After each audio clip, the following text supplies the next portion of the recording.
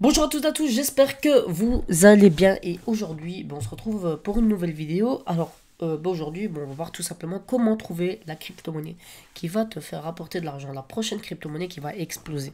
Comment justement la déterminer? Donc je vais te donner des points, simplement des critères qui sont primordiaux pour justement que tu puisses trouver la crypto-monnaie.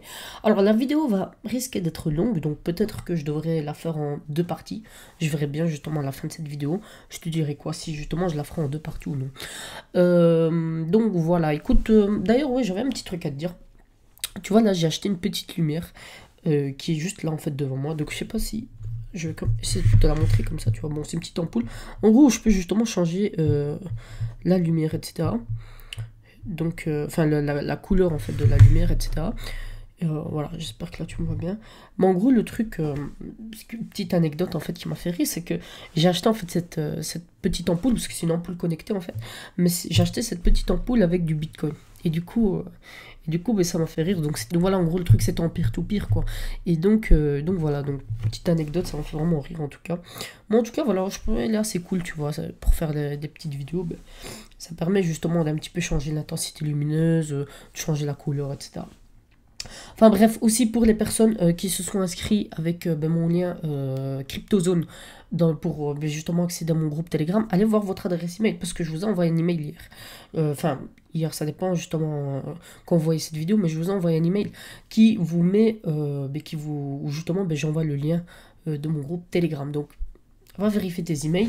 Si tu vois justement, normalement tout le monde l'a reçu. Ok, j'ai vu justement que tout le monde l'a reçu. Donc du coup voilà, donc va checker les emails et comme ça, mais tu pourras justement accéder à mon groupe Telegram que j'ai créé. Voilà, donc juste avant de passer à la vidéo, donc au sujet justement de la vidéo, j'aimerais tout simplement passer à la question du jour. La question du jour. Et la question du jour, ben, pour cette vidéo, ça va être: est-ce que tu investis régulièrement dans les ICO?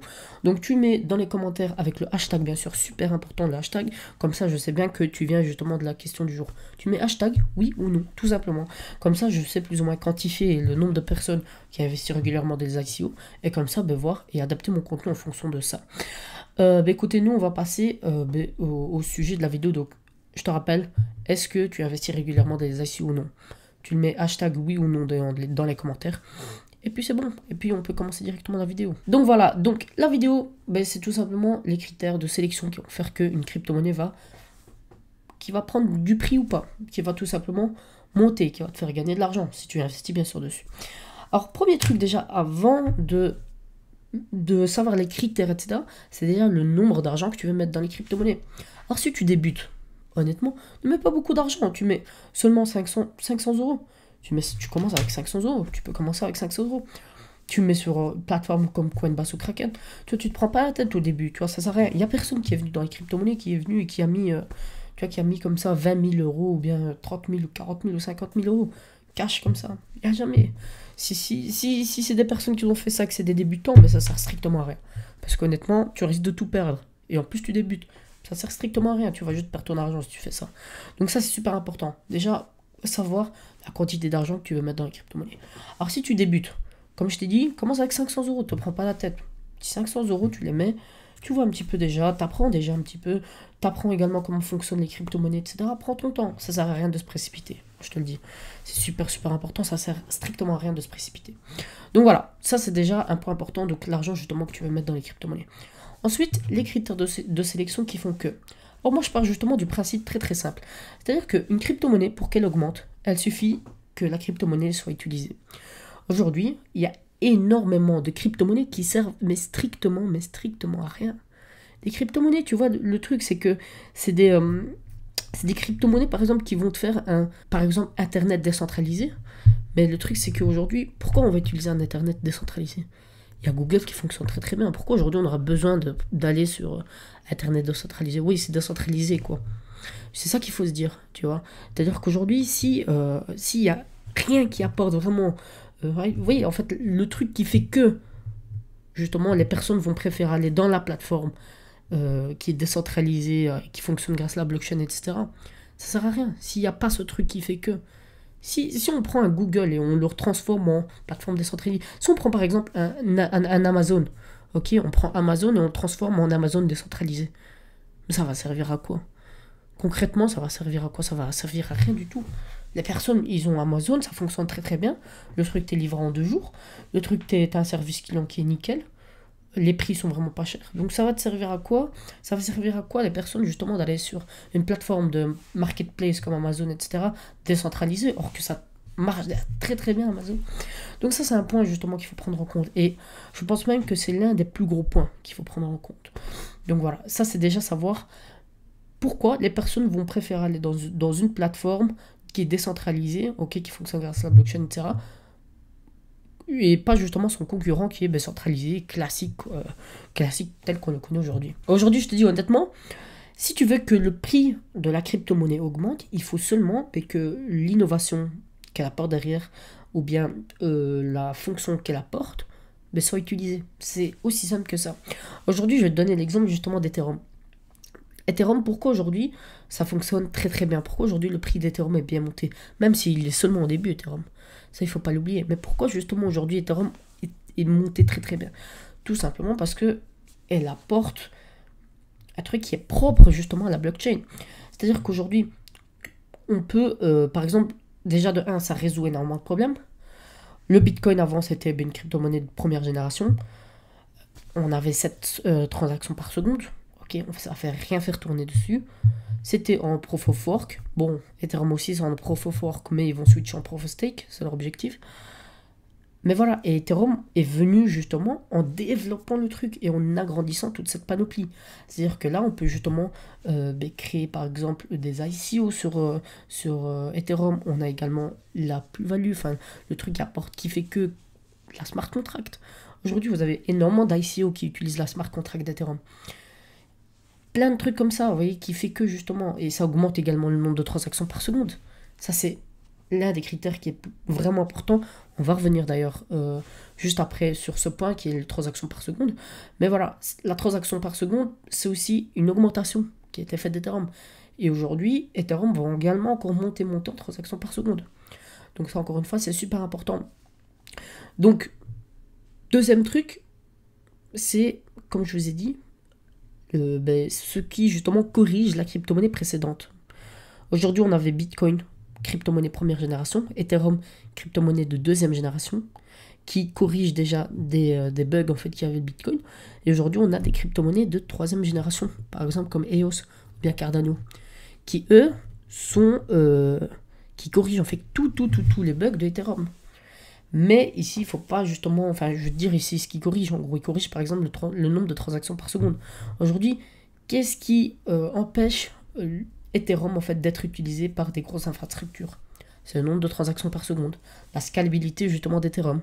Pourquoi? Tout simplement parce que Ethereum aujourd'hui tourne autour des 25 à 30 transactions par seconde. Et aujourd'hui, une grosse plateforme, par exemple une plateforme comme Binance, va utiliser des 100 000 transactions par seconde. Et c'est complètement énorme. C'est complètement démesuré de entre justement ce que Ethereum propose et ce que justement les plateformes ont besoin. Donc c'est pour ça aujourd'hui, bêtement, hein, mais regarde juste l'application CryptoKitties. Mais elle a fait bugger tout le réseau Ethereum. Elle a fait complètement ralentir tout le réseau Ethereum. Et pourtant, c'était seulement une bête petite application de chat qu'on pouvait justement avoir dans son téléphone.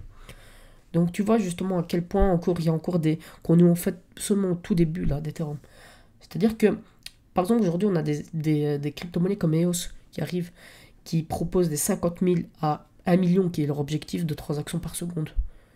Aujourd'hui, on a également Cardano qui propose un petit peu pareil. Mais justement, toute cette crypto-monnaie-là, aujourd'hui, dans le papier, ils corrigent tous les bugs de Ethereum, etc.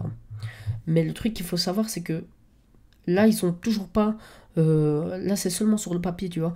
Bon, EOS a sorti le mainnet le 1er juin, sur mainnet. Donc sa propre blockchain. Maintenant, on va voir justement comment ça va réagir.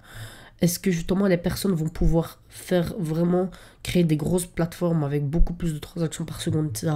C'est maintenant que ça va se passer. C'est maintenant qu'on va voir justement si EOS et toutes ces crypto-monnaies de troisième génération ont vraiment bien résolu le bug d'Ethereum et tous ces problèmes et que on est enfin arrivé à des crypto-monnaies qui ont justement, on n'a plus besoin vraiment de changer, etc.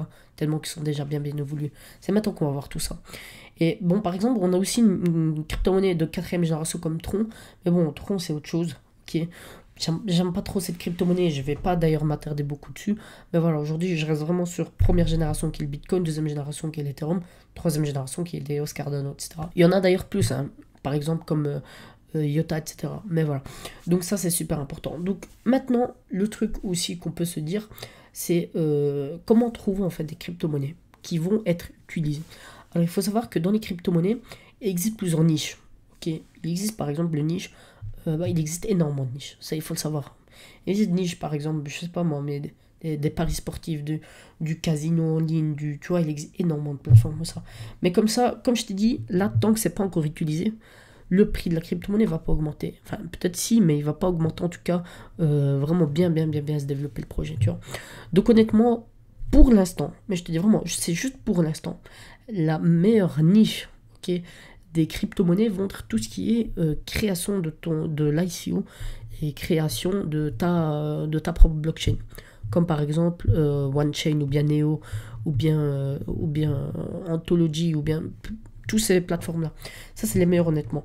Tout simplement, aujourd'hui, par exemple, regarde, OneChain qui coûtait 30 centimes à l'ICO, aujourd'hui, il en coûte 4,30$.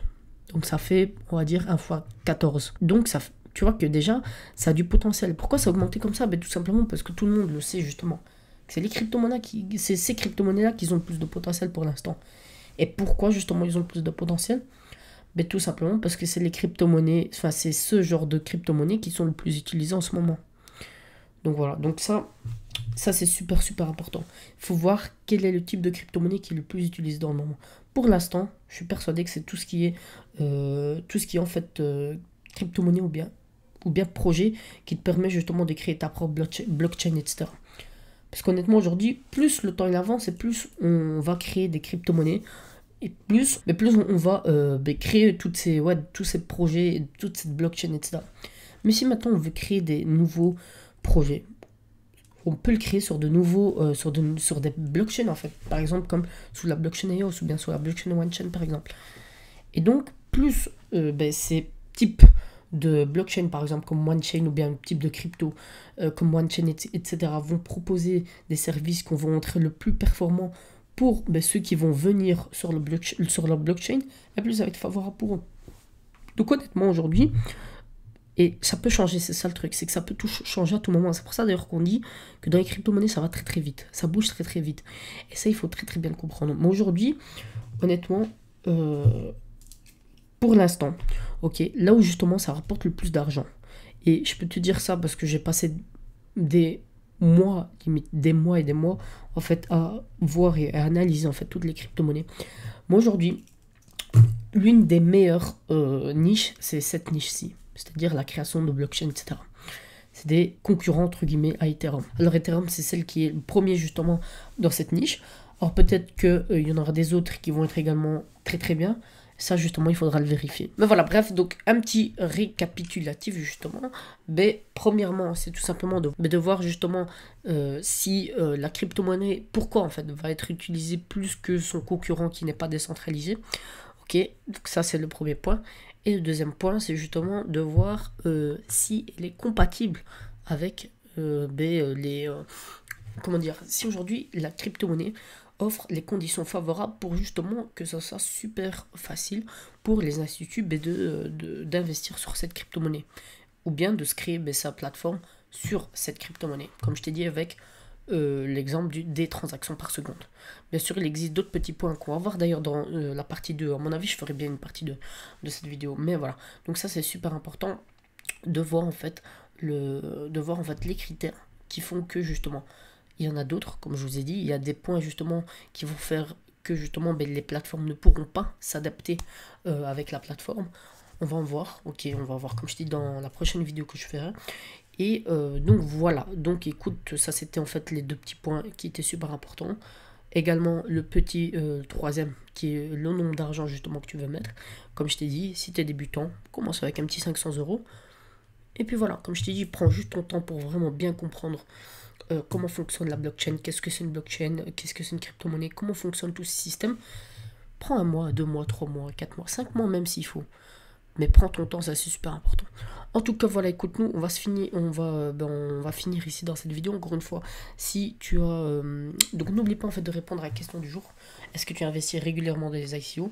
Comme je t'ai dit dans la vidéo, tu mets hashtag oui ou hashtag non. Comme ça, je saurais justement quantifier le nombre de personnes qui investissent régulièrement dans les ICO ou non. Nous, on se retrouve à la prochaine vidéo qui va être normalement fin de cette semaine. Et comme ça, également, je tirerai au sort dans la prochaine vidéo. Alors, comme je t'ai dit également, tu peux t'abonner, ça me fera toujours plaisir. Et mettre un petit pouce bleu à cette vidéo. Nous, on se retrouve à la prochaine vidéo. C'était Nadir. Prends soin de toi, comme d'habitude. Salut! Half of my heart is in her mouth.